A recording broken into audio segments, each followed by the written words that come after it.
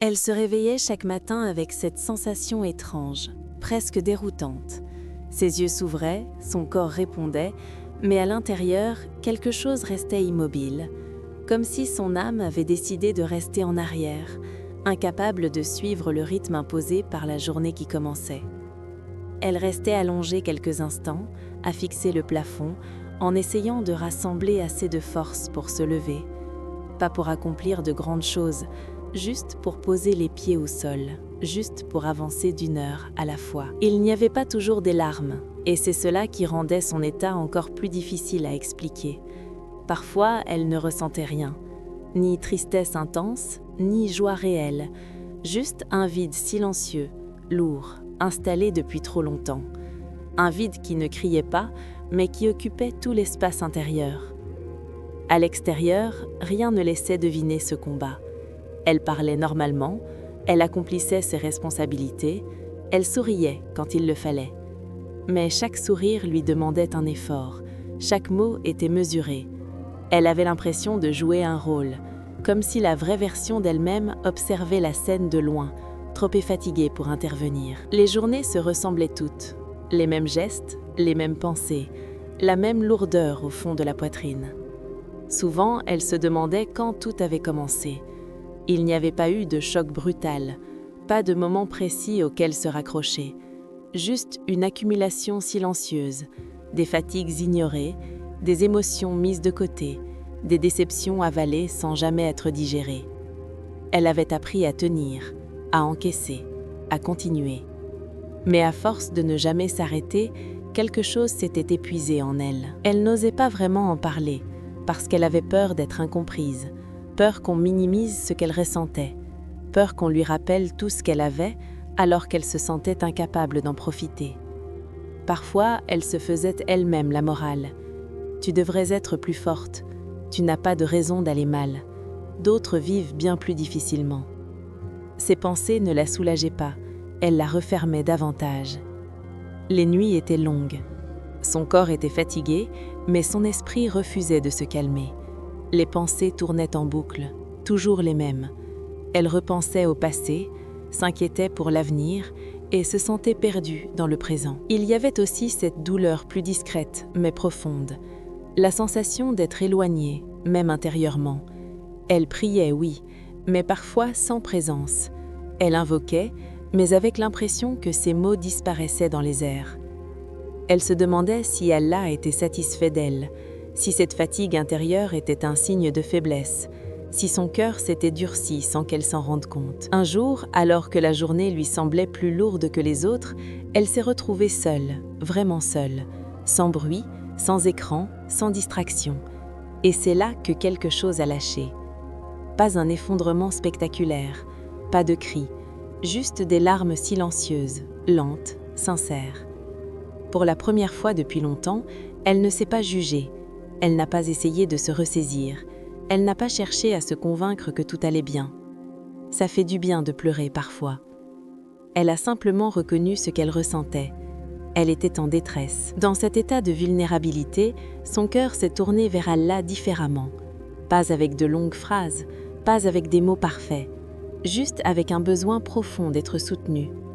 C'est alors qu'elle s'est rappelé cette parole du prophète sallallahu alayhi wa sallam, une invocation destinée à ceux qui se sentent dépassés, accablés, à bout de force.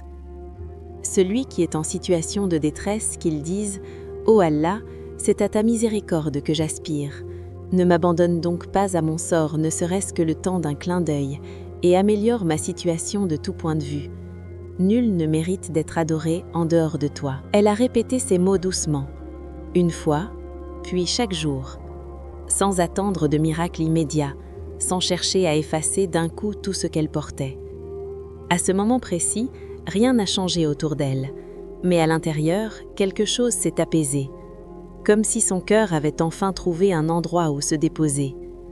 Elle a compris que reconnaître sa détresse n'était pas un manque de foi, que demander de l'aide à Allah n'était pas une faiblesse, que même un cœur fatigué restait entendit. Les jours suivants n'ont pas été faciles. Il y avait encore des moments de lourdeur, des matins difficiles, des pensées envahissantes. Mais désormais, elle savait qu'elle pouvait revenir vers cette invocation, qu'elle pouvait parler à Allah sans masque, sans façade, sans prétendre aller bien. Elle a commencé à se traiter avec plus de douceur, à ralentir quand c'était nécessaire, à écouter son corps et ses émotions. Elle a compris que la reconstruction ne se faisait pas en un jour, que certains jours seraient plus simples, d'autres plus lourds, et que cela faisait partie du chemin. Petit à petit, elle a retrouvé de minuscules étincelles.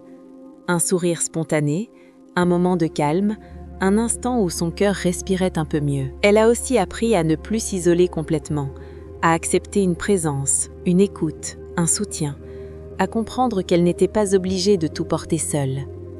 Peut-être qu'Allah ne l'avait jamais abandonnée, peut-être qu'il était là depuis le début, à travers cette épreuve, en train de lui apprendre à revenir vers lui autrement, plus sincèrement, plus humblement. Alors elle a décidé d'agir, doucement, sans pression. Elle s'est mise à marcher un peu chaque jour, pas longtemps, juste quelques minutes au début. Elle sortait sans objectif précis, simplement pour respirer. L'air frais sur son visage lui faisait du bien, le mouvement apaisait ses pensées.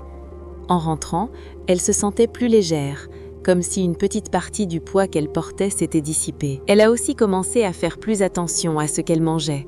Elle ne se contentait plus de poser quelque chose dans le micro-ondes par facilité. Elle prenait le temps de préparer des repas simples mais nourrissants. Ce n'était pas parfait, mais c'était un acte de respect envers elle-même. Une manière silencieuse de se dire « Je mérite de prendre soin de moi ». Pendant un certain temps, elle a consulté également une psychologue. Au début, elle hésitait. Elle avait peur d'être jugée ou mal comprise. Mais très vite, elle a ressenti un relâchement inattendu. Parler de sa souffrance à quelqu'un qui écoutait sans interrompre, sans minimiser, sans comparer, cela lui faisait du bien. Elle pouvait déposer ce qu'elle portait depuis longtemps, mettre des mots sur ses émotions, comprendre certains mécanismes, et surtout se sentir accueillie dans sa vulnérabilité. Elle avançait pas à pas, sans précipitation. Un jour, elle est tombée sur cette parole du prophète sallallahu alayhi wa sallam qu'il n'y a pas de fatigue, ni de maladie, ni de tristesse, ni de peine, ni de préjudice, ni d'angoisse qui touche le musulman jusqu'à l'épine qui le pique, sans qu'Allah n'efface par cela une partie de ses péchés. Ces mots ont résonné profondément en elle. Alors sa douleur n'était pas vide de sens, alors ses larmes n'étaient pas perdues, alors ses moments de faiblesse n'étaient pas inutiles. Elle savait que finalement, elle ne souffrait pas en vain. Cette pensée n'a pas effacé instantanément ses difficultés, mais elle a changé la manière de les regarder.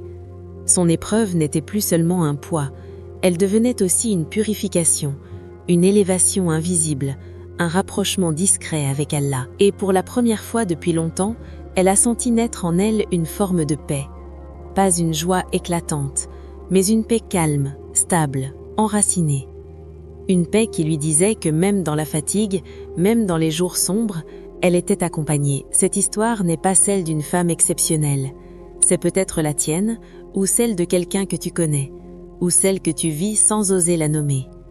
Et si tu te reconnais, souviens-toi, même dans la détresse, même dans la fatigue intérieure, même dans le silence, la miséricorde d'Allah est toujours plus proche qu'on ne le pense.